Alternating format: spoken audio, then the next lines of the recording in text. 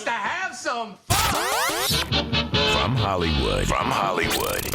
Welcome to the Rat's Ass Podcast with Mojo Elliott. Oh my lord, this studio feels like a frickin' Morgan here. Gives a rat's ass. My nuggets down south feel like 3 ice cubes in a hanky.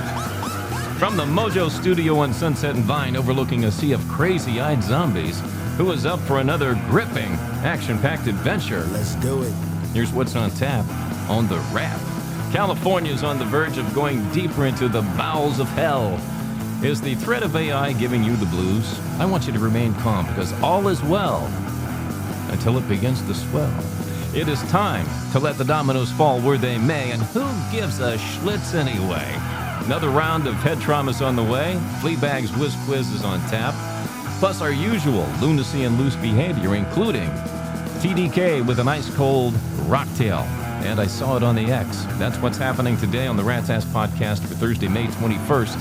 I do appreciate you pressing play.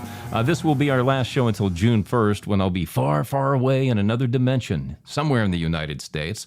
We're going to play the game this way. I'm going to do it Where's Mojo style. And that means you'll just have to tune in to the podcast on June 1st to find out where I'm doing it from. But I'll be doing it, baby, and I'll be doing it good. Hey, if you haven't been paying attention, and maybe you have been paying attention on Facebook at least, you all know I'm under fire watch and have orders to evacuate the Mojo Manor if told to do so. We've been in this holding position for a couple of days now because I think they're finally getting control of this fire. But I am packed and ready to vamoose in a moment's notice. But I got to tell you this. This is my 4th fire I've had to deal with since 2018. Prior to 2018, never once. I've been at the Mojo Manor since 2000. Now, the scientists want me to believe it's climate change, but I think it's kind of funny. All of this has happened while Gavin 960 Newsom has been governor. Now, of course, you know, he has a wonderful track record with fire here in California. All right, let's get into the wrap today.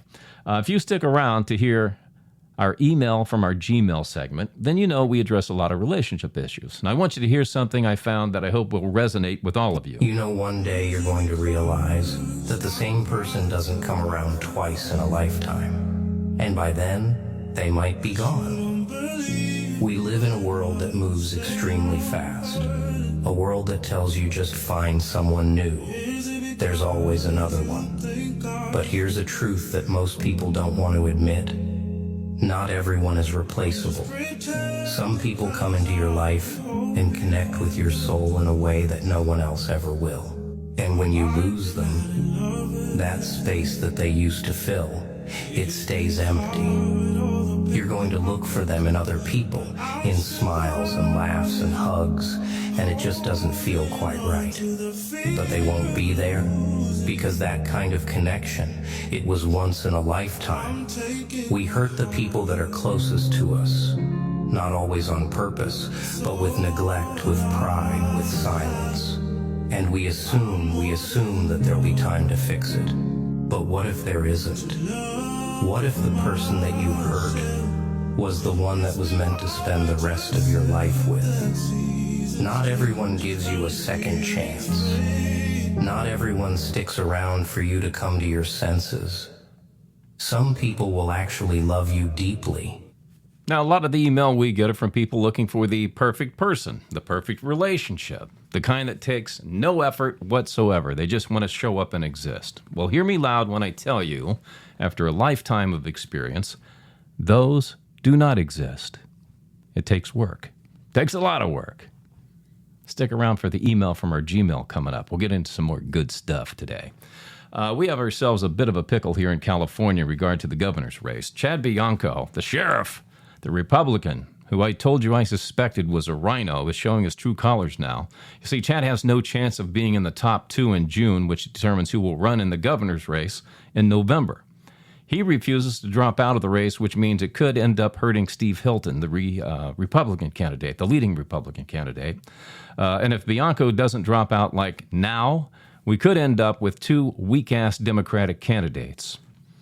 Ingrown bald hair Javier Becerra, who has the IQ of a grocery bag full of donkey dung, and Tom Steyer, the billionaire, the oligarchy that Bernie Sanders endorsed.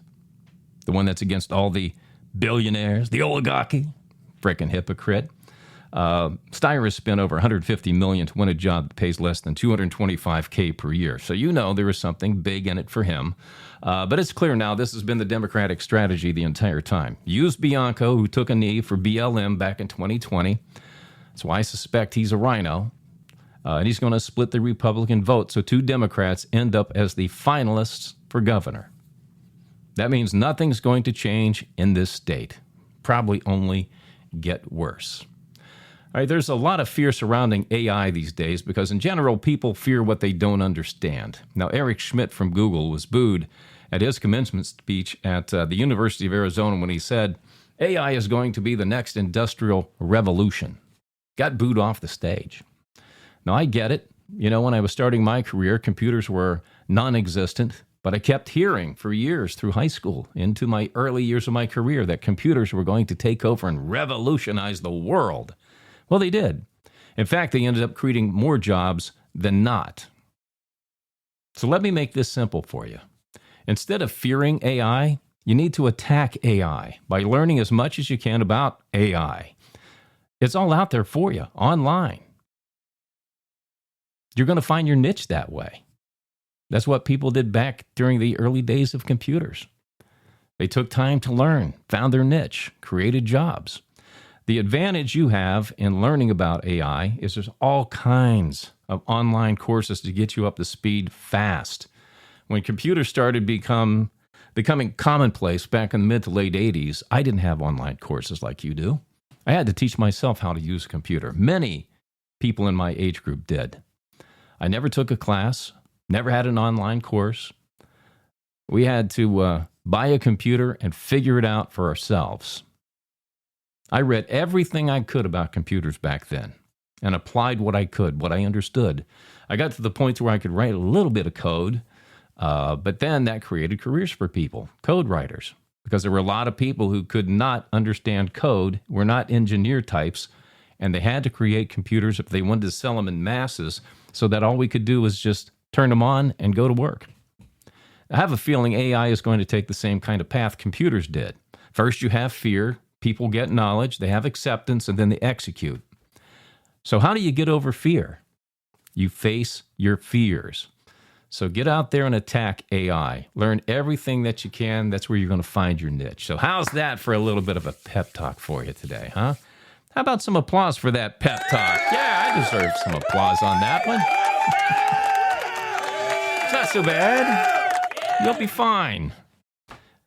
Did you see where Domino's Pizza is giving away $1 million worth of free pizza during the World Cup? Here's how it works. If any player on the U.S. soccer team receives a red card, Domino's will randomly select 60,000 winners to receive a free medium two-topping pizza. Not a large, a medium. Why go big? Huh? Why go big? But if you want to score a free Domino's medium two-topping pizza, you go to their website, register by midnight on June 10th, and winners will have a chance to pick up a pizza by August 2nd. Now, can we talk about Domino's Pizza here just for a minute, please? Do you really like Domino's Pizza? Raise your hand. I want to see it. I got to tell you, I find the cardboard box is more tastier than the dough they use after they cook it up. Now, if I had to rank national pizza chains, I would go with Pizza Hut, Sbarro, Papa John's, Marco's, and Little Caesars. But I'd honestly take a DiGiorno or Red Baron frozen pizza over Domino's any day. Now, I worked in a pizza shop, so I'm a little biased because I make a pretty damn good pizza. And I worked there for 3 years. So I do prefer my own first. And I have a really good Italian deli near me that carries the dough in bags and just take it home, put a little flour down, let it raise under a cloth. And when it raises, you stretch it out on the tray. And then while it's raising, I cook up the 6-in-1 sauce is what I like best. But I slow cook it with basil, oregano, and black pepper. And I only use the margarita pepperoni. It's a little salty, but it really has a nice flavor to it. And I never use mozzarella. Everybody uses mozzarella on pizza. I use provolone. It's got a better taste to it. So after I stretch the dough, like I said, I use a tray. Don't use a round pie. Use a tray. The key to making a really good pizza, though, is when it comes out of the oven, you add a little layer of cheese on top of it, put it back in the oven, and let it melt. Then when you take it out, you add another layer of cheese, cold, along with the pepperoni, cold. That way you don't end up with that burnt pepperoni taste. If you like the burnt pepperoni, then put it on, the first time. And then just cover it with cold cheese. But that's how I make it. And the combination of hot sauce and melted cheese against the cold cheese and pepperoni, that will rock your world. And if you don't like it, that's fine. Just cover it up, and the cheese and the pepperoni will melt from the heat of the pizza. Oh, it is so good. Trust me on this one.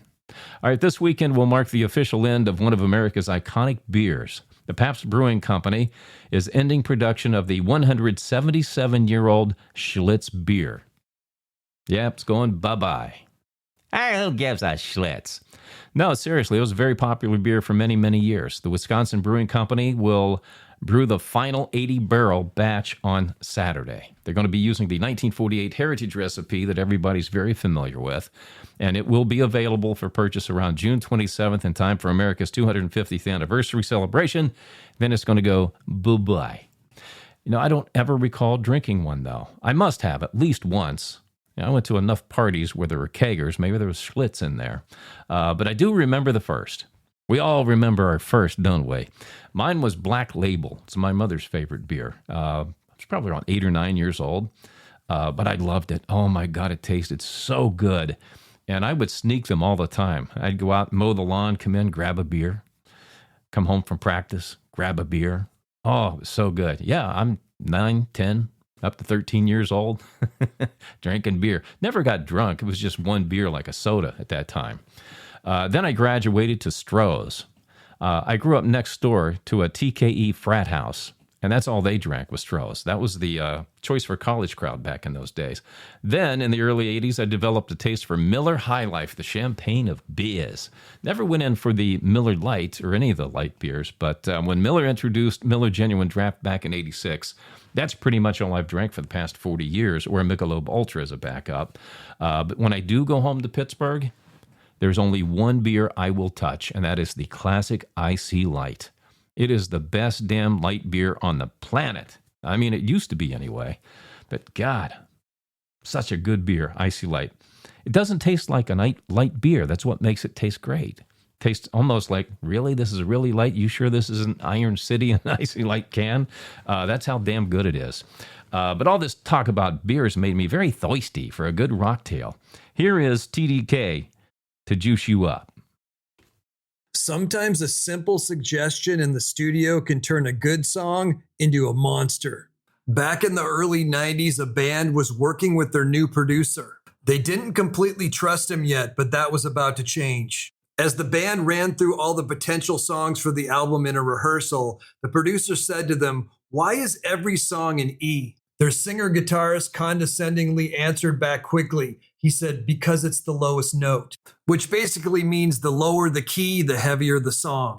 The producer took this in stride. He was used to bands. And then he said to them, "Following your logic, why don't we try tuning this particular tune down a whole step?" Since the band had done this one time before many years ago, they decided to give it a shot. When Metallica heard the sad but true riff in D, they said, "Holy F." And Bob Rock had won their respect. Oh, damn good song from Metallica, too. The Flyers didn't get him this time, but there's always the next one. Oh, Alexa, I love you too, baby. Here's Mojo Elliott with his spin on sports on the Wrap. All right, as we get into the final rounds of the playoffs, my message to you is, don't change the channel. And if you're at a game, don't leave early. Tuesday night, I turned out of the Knicks-Cavaliers game with 7:30 to go and Cleveland leading by 22 points. The Knicks had been playing uninspired basketball the whole second half, and I was like dead tired from being on fire watch, so I said, you know what? After 2 days of this crap, I'm going to bed. Didn't think the Knicks had a chance. I slept like a baby. First thing I do every morning is I jump on X and I look and get my sports update, and I saw the score. The Knicks came from behind to beat Cleveland 115-104 in overtime. And I was like, I didn't buy it. I didn't believe it. I had to scan other apps to get the score. Even went to ESPN of all places. And everybody confirmed that the Knicks came back and won that game. They were up 1-0 in the series. And it turns out that I missed One of the greatest comebacks in conference final history. You fucked up! Yeah, I fucked up. So don't make the same mistake I did. If you start a game, watch the entire game, because in playoff action, at some point you're always going to see something you have never seen before. And that is my spin on sports on the Rats. Rat's Ass Podcast. Head trauma. All right, Fleabag claims he's found a heavy metal quiz that I cannot win, guaranteed. The hint he gave me was, it's dark, mysterious, and hard as hell. It's not really a hint at all, but it's the best he could come up with. Fleabag is so confident, though, that I'll lose this quiz. He has put up $500 on the outcome. If I get it right, he pays me $500. If I miss, he gets nothing. He gets pride. And if you knew how cheap Fleabag was, though, he wouldn't be putting up $500 if he wasn't sure he could pull this off. So stick around and play along if you want to. It's coming up on the podcast. It's time for some loose behavior on the Rat's Ass Podcast. All right, here's what's happening on the Rat's Ass Podcast X feed. We call it I Saw It on the X. Constance Ray posted this question. What is something you did when you were drunk that you're aware of doing but tell everybody you don't recall doing it? Greta Pag said, I had sex with my ex-husband's best friend in our living room while my husband was asleep upstairs. The next morning I told his friend I didn't remember anything, but I remember it all. Oh, Greta, you sound so proud. That's why he's your ex-husband, I bet. Rude Prude said, I had a threesome with 2 guys at my bachelorette party. I wanted to live out a fantasy of mine before I walked down the aisle. Can you blame me? I just feel bad for your husband. He's holding your hand, loving you, paying for everything. He has no idea that you were finger cuffed at your bachelor party. Good for you. Nice job, Rude Prude. Rick the Stick said, I was watching my neighbor's house while he and his wife were on vacation. I threw one hell of a party and unfortunately was at the living room, drapes on fire, and did a lot of damage. I told the police and the fire chief I saw what looked like 2 illegals running from the house. And they believed me because our city has been overrun with these maggots. Well, if you got away with it, you got away with it. Got to be proud of yourself on that one. And that is the Rat's Ass Podcast. I saw it on the X. I swear I did. I swear I did.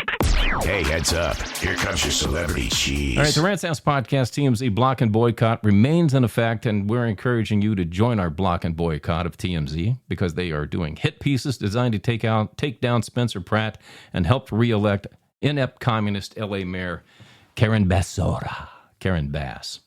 Now, this sounds nuts to me. Apparently, there is a clause in the prenup for Taylor Swift and Travis Kelce that states neither one of them can discuss their relationship publicly. Yeah, good luck with that one. This has led some to ask, though, can Taylor sing about the relationship? Now, generally, Taylor only sings about relationships after the breakup, so that's another story. And since I dropped out of law school, I can't give you any insight on this, but I believe unless Travis approves of the lyrics, the answer is probably no. Jack Osbourne, the son of Ozzy Osbourne, the late Ozzy, went off on an F-bomb-laced tirade over a reporter who questioned his weight loss. Said he looks too skinny, he looks sickly. Jack got pissed off about it because he's now 5'8", 155 pounds, thinks he looks pretty damn good because he's down from 215. Plus, he said he shaved his beard, that makes him look thinner, and he kept a creepy mustache, though. He essentially told the reporter to fuck off. Walking right in his dad's steps. But I have a feeling if Ozzy was still alive, if he was still with us, and Jack mentioned he was 5'8", Ozzy would have said, I didn't know they stack shit that fucking high. Matthew Perry's estate are auctioning off his prized belongings from his days on the TV show Friends, including scripts, clothing, and other personal items from his collection. Proceeds benefit the Matthew Perry Foundation. The items not for sale include his bong, crack pipe, and compromising nude photos of Jennifer Aniston and Ross's monkey Marcel.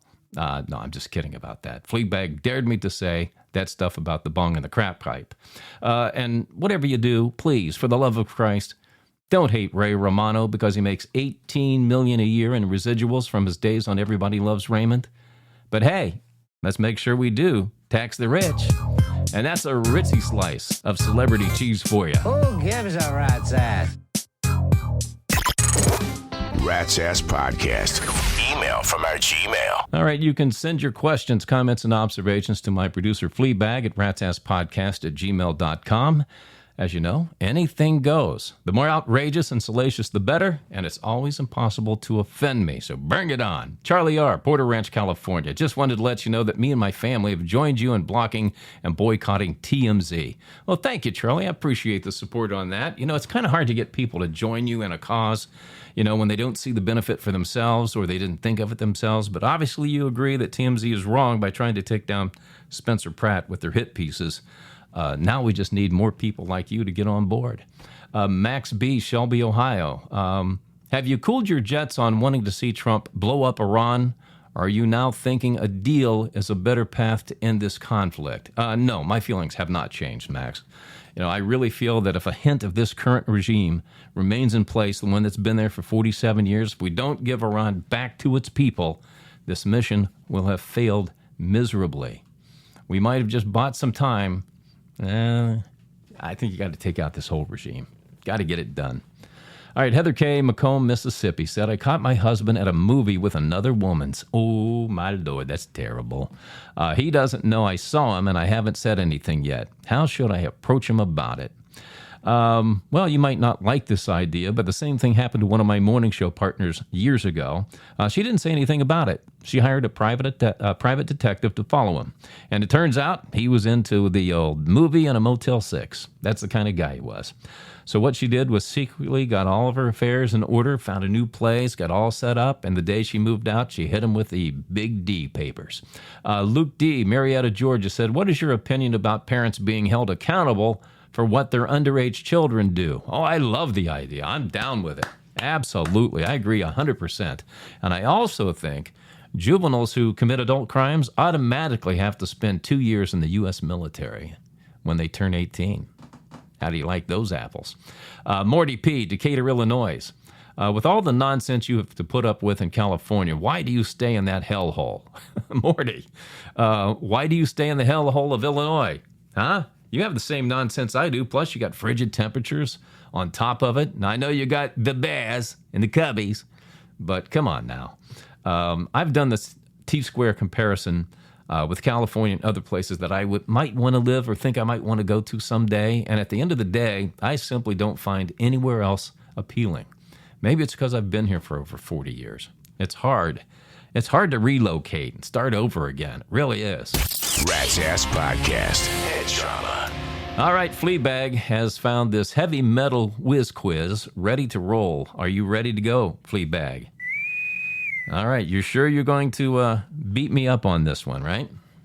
All right. Everybody play along. Here we go. Let's do it. Which band released Altars of Madness in 1989? Morbid Angel.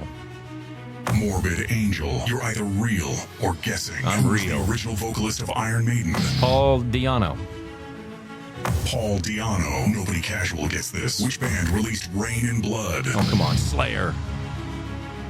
Slayer. Now it's getting brutal. Which band is known for the album Rust in Peace? Brutal. Megadeth. Megadeth. Last one. Only true metalheads know this. Which band released In the Nightside Eclipse? Immortal. Emperor. Oh! Oh, God. I always get Emperor and Immortal. Oh. Son of a bitch. Loser. Wow. Well. Oh, that's okay. I don't owe you anything. You just get pride. If I would have got that right, I would have got the 500. For some reason, I thought I was going to have to give you 500 buckaroonies there, Fleabag. Yeah. All right. Well, that's. I don't have an answer for that. Nobody was talking to you, Alexa. Maybe I should have asked you what that question 5 was. Damn. Okay. All right. Well, anyway, let's do real or riff-raff. Did you know the words no lemon and no melon spelled backwards is no lemon and no melon? Did you know this? Spell it out. Try it for yourself. You don't need help from me on that one, do you? No, Alexa, I don't need help from you on that one either, but I'm sure you have a smart-ass comment about what I do need help with, don't you? You bet your sweet hairless butt cheeks I do. Okay, out with it. Go ahead. If I were you, I wouldn't try the 30-second hard tonic with baking soda trick. And why is that? The Army might mistake it for a ballistic missile and try to intercept it. Oh, you know I got to try it now. Okay, so what is in this hard tonic, Alexa? I don't have an answer for that. Then why'd you bring it up for? Never mind. What the hell? Jesus Christ. I'll just do it trial by error. That's just about enough of that. All right, shout out to Rat Nation members, Stacy McGuinn of Alvarado, Texas, David Snodgrass, Edmonton, Oklahoma, and Sparks, Nevada to Lionel Luzader and Jesse Valdez in Los Olivos, California, and around the world in Sydney, Australia, Wellington, New Zealand, and Istanbul, Turkey. Fleabag. Is that the first time we've had listeners from Istanbul, Turkey? All right, then we got to give them some. Yes. Welcome to the show, Istanbul, Turkey. Thanks for listening to the show. We always appreciate it. Now's your chance to be one of the few and the loud. Join Rat Nation at ratsasspodcast.com. Membership does have its rewards, you know. All right, that's it for this episode of the Rat's Ass Podcast. Go to ratsasspodcast.com to visit our hub and listen to previous episodes. Read the blog. It's loaded with lots of hot topicality. Watch Rat's Ass Rock TV. Join the mischief at Rat Nation. And connect with us on the socials. We'll do this again on Monday, June 1st. Do take care of each other, and thanks for stopping by the Rat's Ass Podcast in association with the Oz Podcast Group. The conversation continues between podcasts on X and ratsasspodcast.com. ratsasspodcast.com. What are you people? On dope? Not yet.